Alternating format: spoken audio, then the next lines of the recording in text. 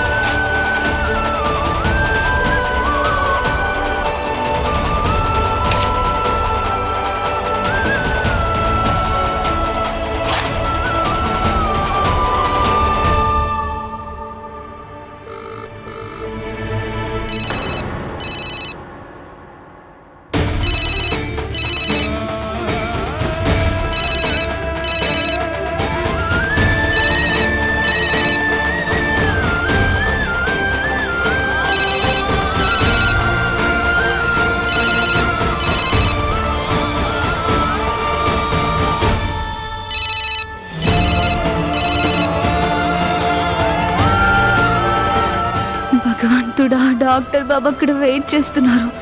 నేను త్వరగా వెళ్ళాలి.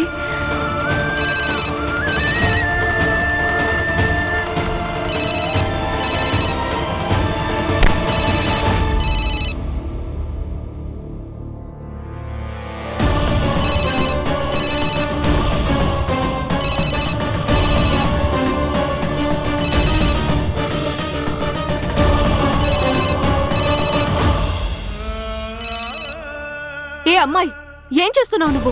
నీకు డబ్బులు ఇస్తుంది పని చేయడానికి కానీ పని ఎగ్గొట్టడానికి కాదు. ఇక్కడ నుంచి నీ గంటలు గంటలు ఫోన్ మాట్లాడడం ఏంటి? వెళ్ళి పని చూసుకో.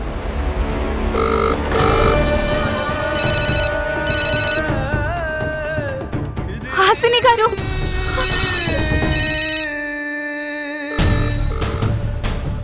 మహాదేవా నన్ను క్షమించండి. అనుకోకుండా ఇక్కడ పని వచ్చింది. డాక్టర్ బాబు అక్కడ నా కోసం ఎదురు చూస్తున్నారు. డాక్టర్ బాబు ఎలాంటి వారైనా ఆయన నా భర్త. నేను ఎలాగైనా ఈ కట్లు విడిపించుకోవాలి. ఈ సౌందర్య ఫోన్ ఎందుకు ఎత్తడం లేదు?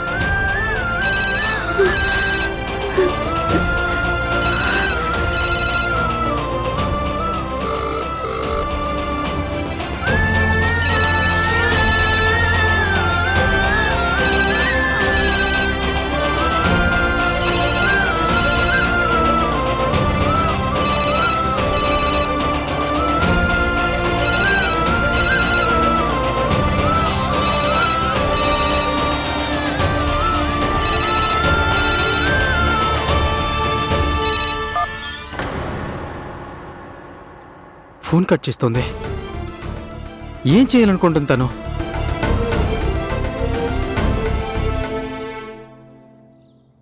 ఒక్కసారి కలవడానికి పిలిచాను, అది కూడా తనకి కుదరలేదా? ఇప్పుడు కూడా ఏదో అబద్ధం చెప్తుంది. ఐఎమ్ షూర్ తను ఈ గుడిలో ఉన్నట్టుగా లేదు. ఎక్కడుందో ఏంటో. తన వల్ల నా లైఫ్లో నేను ముందుకు వెళ్ళలేకపోతున్నాను. ఇప్పుడు ఏం చేయాలో అర్థం కావడం లేదు. బాబు, గుడికి ఎవరు కూడా కోప్పడానికి రారు, ప్రశ్నలకు సమాధానం వెతకడానికి వస్తారు. సమాధానం కోసం వచ్చాను పంతులు గారు, కానీ నాకు అది దొరకట్లేదు.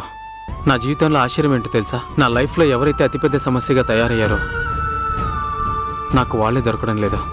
చూడు బాబు, ఆ భగవంతునిపై నమ్మకం ఉంచు. కొన్నిసార్లు మనం ఏది కోరుకుంటామో అది ఆ భగవంతుడు ఇవ్వకపోవచ్చు, కానీ ఆయన ఏదైతే మనకిస్తారో అది ఖచ్చితంగా మనకి మంచి చేసి తీరుతుంది. నమస్కారం.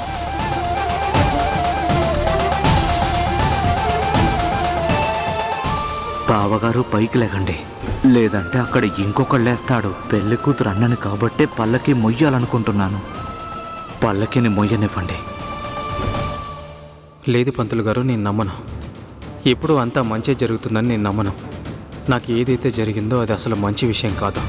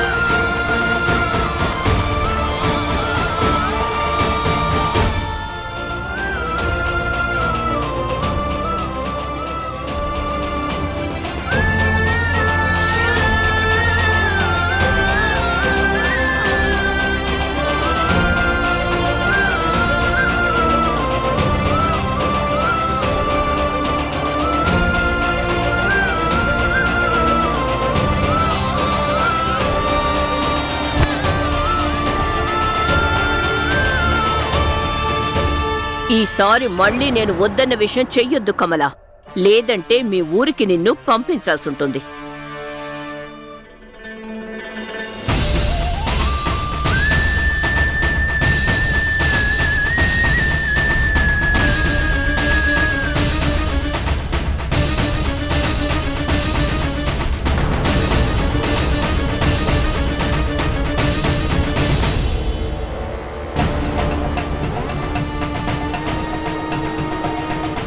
అవినాష్కి ఎంత ధైర్యం!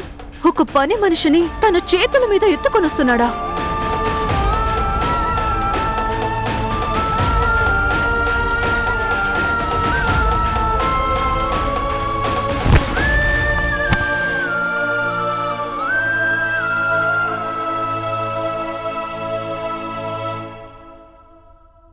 ఈ పనమ్మాయి నాకు అవినాష్కి మధ్యలో ప్రతిసారి ఎందుకొస్తోంది? ఈ పిల్ల పెరట్లో కళ్ళు తిరిగి పడిపోయింది. మీరందరూ ఏం చేస్తున్నారు? బాబు, ఇప్పుడు ఒక్క పని తక్కువైందా? అన్నీ వదిలేసి పనివాళ్ల వెంట పడడానికి? వీళ్ళకి జీతాలిస్తున్నది వీళ్ళు మనల్ని జాగ్రత్తగా చూసుకోవడానికి, మనం వాళ్ళని చూసుకోవడానికి కాదు కదా. అమ్మా నువ్వు వెళ్ళి వెంటనే బ్యాగ్ తీసుకొని రా. సరే బాబు.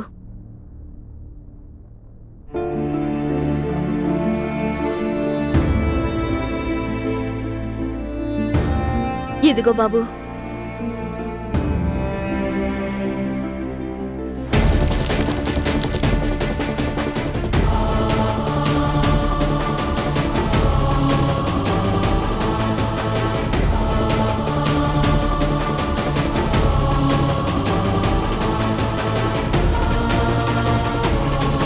ఇంకాసేపట్లో తనకి మెలకు వచ్చేస్తుంది. ఆ మొహం మీద ఉన్న బురదను క్లీన్ చేయండి. అవినాష్, నాతో పాటు పద.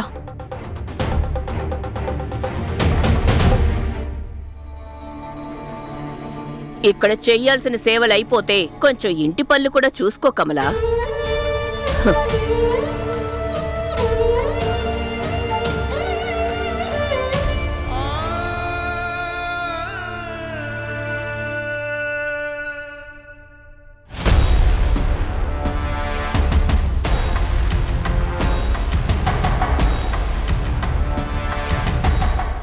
జాకెట్ తీసివ్వు. ఏయ్, ఏమైంది? నీ జాకెట్ తీసివ్వు. ఎందుకు? ఏం చేస్తున్నావు నువ్వు?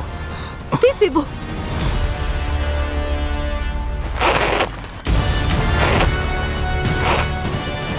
హాసిని, నువ్వేం చేస్తున్నావు? నువ్వు గిఫ్ట్గా ఇచ్చిన జాకెట్ కదా, ఇదెందుకు చింపేశావు? నేనిచ్చిన గిఫ్ట్ అని తెలుసు, అందుకే చించేశాను. నేనిచ్చిన వస్తువుల మీద వేరే ఏ అమ్మాయి చేయి పడ్డం నాకు ఏ మాత్రం ఇష్టం లేదు అవినాష్. నేను చూశాను ఎలా నువ్వు ఆ పనమ్మాయిని నీ చేతుల మీద ఎత్తుకొని తీసుకొచ్చావు, అందుకే దాన్ని చించి పారేశాను. ఆ అమ్మాయి బయట స్పృహ తప్పి పడిపోయింది, అందుకే ఇంట్లోకి తీసుకొచ్చాను. అందులో తన తప్పేముంది? అరే, కళ్ళు తిరిగి పడుంటే అక్కడే పడుండేది, కానీ నీకెందుకు? ప్రతిసారి ఎందుకు తన్ని వెనకేసుకొస్తున్నావు? ఇప్పుడు కూడా నువ్వు తన కోసం నాతో వాదిస్తున్నావు. నాతో. హాసిని, నేనేం వాదిస్తున్నాను? కానీ నేను డాక్టర్ని, నువ్వు అది మర్చిపోతున్నావు. కానీ నేను నిన్ను ప్రేమిస్తున్నానన్న విషయం నువ్వు మర్చిపోతున్నావు. పేషెంట్ని కాపాడడం నా కర్తవ్యం. మరి నా ఫీలింగ్స్ ని చూసుకోవడం కూడా నీ కర్తవ్యమే. నేను కూడా నీ రెస్పాన్సిబిలిటీయే. నీకేమవుతుంది అసలు? ఇంత చిన్న చిన్న విషయాలకి ఎందుకు ఇలా ప్రవర్తిస్తున్నావు? నేను ఎందుకు ఇలా చేస్తున్నానంటే ఈ విషయం నన్ను బాధ పెడుతోంది. ఎందుకంటే నేను నిన్ను వేరే అమ్మాయితో పాటు చూడలేను. నిన్ను నా నుంచి ఎవరు లాక్కోలేరు. నువ్వు కేవలం నా వాడివి అవినాష్. హాసిని ఒక్కోసారి ఎలా ప్రవర్తిస్తుందంటే సడన్గా సీరియస్ అయిపోతుంది. అలాంటప్పుడు నేను తనకి సౌందర్య గురించి ఎలా చెప్పగలను? ఒక పని పిల్ల విషయంలోనే ఇలా చేస్తుందంటే నాకు సౌందర్యతో బలవంత పెళ్లి జరిగిందని ఎలా చెప్పగలను?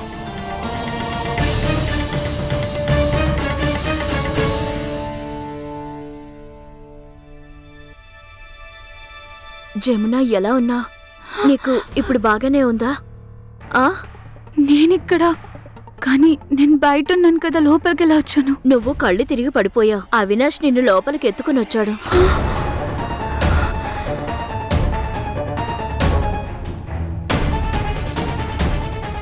డాక్టర్ బాబు నన్ను లోపలికి తీసుకొచ్చారా? అవును తల్లి, తనే నిన్ను లోపలికి తీసుకొచ్చి ఇంజెక్షన్ ఇచ్చాడు.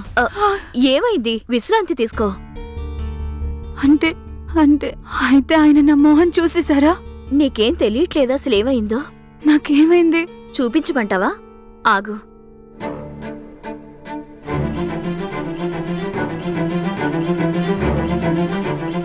ఇదిగో చూడు. సరేరా, నీ మొహం కడుక్కుందు గాని పద. ఇదెలా అంటుకుంది? బతికించారు. ఆయన నా మోహన్ చూడలేదు, లేదంటే ఈరోజు పెద్ద ప్రమాదంలో ఇరుక్కునేదాన్ని. రక్షించారు పరమేశ్వర. హాసిని రిలాక్స్. నాకు తెలిసి ఈ మధ్య నేను కొంచెం బిజీగా ఉంటున్నాను. నువ్వు నాతో టైం స్పెండ్ చేయాలనుకుంటున్నావు, అసలు నీకు ఇవ్వట్లేదు. కానీ దీని అర్థం నేను మారిపోయినని కాదు కదా. నేను ముందులోనే ఉన్నాను, నువ్వు కూడా అలాగే ఉండు హాసిని. కానీ నువ్వు ముందులాగా లేవు అవినాష్. నువ్వు మారిపోయావు. నాకు నేను చాలా నచ్చ చెప్పుకున్నాను అవినాష్. నేనే నిన్ను తప్పుగా అర్థం చేసుకుంటున్నానేమో అని, కానీ కాదు. నువ్వు మారిపోయావు. ఇంకా మనిద్దరి మధ్య ఏదైతే ఉందో అది, మన మధ్య ఉన్న ప్రేమంతా మారిపోయింది. దానికి కారణం నువ్వే అవినాష్. అది కాదు హాసిని, అది లేదు అవినాష్. నాకు నచ్చ చెప్పడానికి బదులు నిన్ను నువ్వు అర్థం చేసుకోవడానికి ప్రయత్నించు. ఎందుకంటే నువ్వు మారినా మారకపోయినా ఇలాగే ఉంటే నేను ఖచ్చితంగా మారిపోతాను. నేను మారితే ఎవ్వరికీ మంచిది కాదు.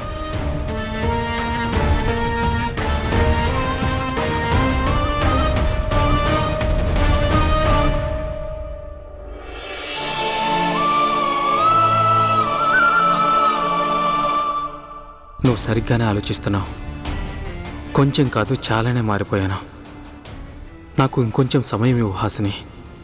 నేను ఎప్పటి వరకు అయితే సౌందర్యని తిరిగి ఊరికి పంపించగలను, అప్పటి వరకు నీకు సౌందర్య విషయం చెప్పి నేను ఇంకా కష్టపట్టలేను.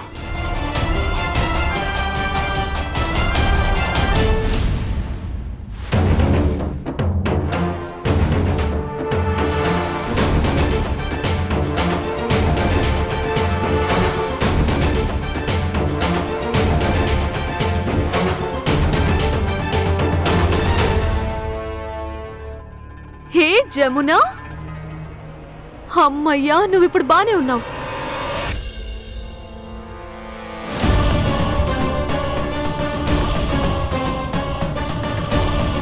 మళ్ళీ మళ్ళీ నా దారికి నువ్వు అడ్డు రాకు, అది నీకు అస్సలు మంచిది కాదు.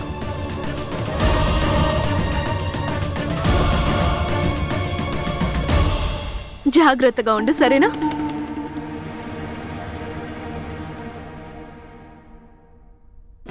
ఈవిడసలు నా మీద కోపంగా ఎందుకున్నారు? నేను ఈమెకేం అన్యాయం చేశాను? నేను తన దారికేం అడ్డుపడుతున్నాను? నువ్వు బానే ఉన్నావుగా? అవునమ్మా. పద మరి.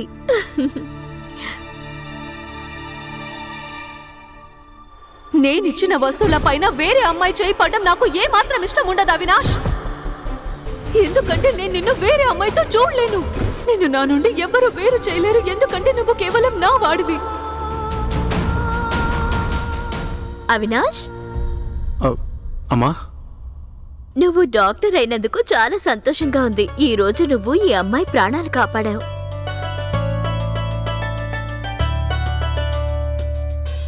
మీకు చాలా ధన్యవాదాలు. It's okay. పేషెంట్లకు సేవ చేయడం నా కర్తవ్యం. నీకు ఆస్తమా ప్రాబ్లం ఉంది, అయినా నువ్వు ఇన్హేలర్ ఎందుకు యూజ్ చేయట్లేదు? నేను దాన్ని వాడతాను, కానీ అది నా సంచిలో ఉంది. నేనది చూసుకోలేదు డాక్టర్ బాబు. ఇదిగో నీ సంచి, వెళ్ళెక్కడి నుంచి. నేను కూడా మా ఇంటికి వెళ్ళిపోతున్నాను. ఈ ఇన్హేలర్ సౌందర్యది కదా? నా లైఫ్లోకి ఏ ఆస్తమా పేషెంట్ వచ్చినా ఎందుకని వాళ్ళు ఇన్హేలర్ మర్చిపోతున్నారు? ఈసారి నేను మర్చిపోలేదు. అంటే అంటే అది ఈసారి నాకేం అవసరం పడదనుకున్నాను, అందుకే నేను నాతో పాటు బయటికి తీసుకెళ్ళలేదు. సరే, నువ్వు వెళ్ళి రెస్ట్ తీసుకో. ఈసారి నుంచి ఎప్పుడూ ఇన్హేలర్ నీ దగ్గరే ఉంచుకో. నన్ను చూసుకున్నందుకు మీకు ధన్యవాదాలు.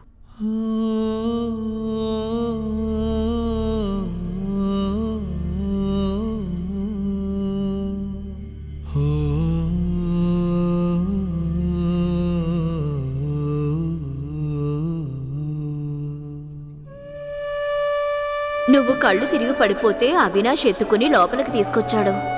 నువ్వు వెళ్ళి రెస్ట్ తీసుకో. ఈసారి నుంచి ఎప్పుడూ ఇన్హేలర్ నీ దగ్గరే ఉంచుకో. అసలు మీరేం చేస్తున్నారు పరమేశ్వర?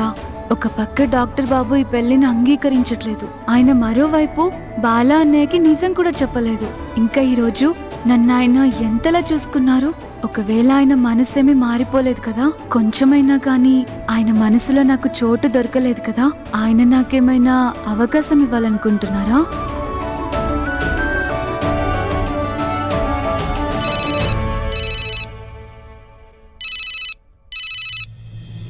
డాక్టర్ బాబు,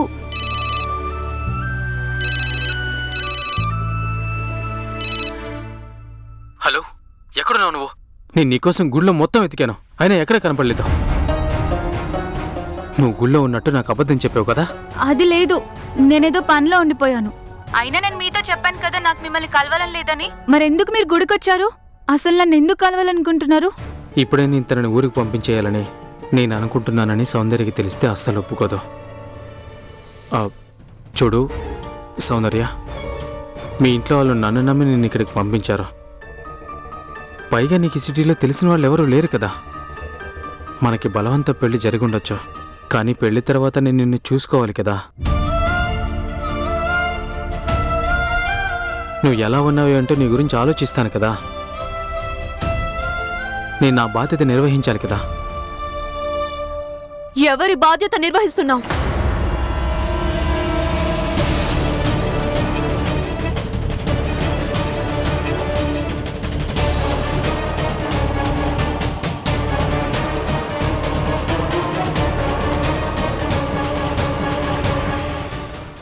ఏంటి, నన్ను చూసుకోవడం మీ బాధ్యత అని అన్నారా? హలో హలో, ఫోన్ కట్ అయినట్టుంది. బహుశా ఆయన నిజంగా ఒప్పుకోవడానికి సిద్ధంగా ఉన్నారేమో. ఇలా కూడా జరుగుతుందా పరమేశ్వరా? చెప్పు అవినాష్, ఎవరి బాధ్యత తీసుకున్నావు?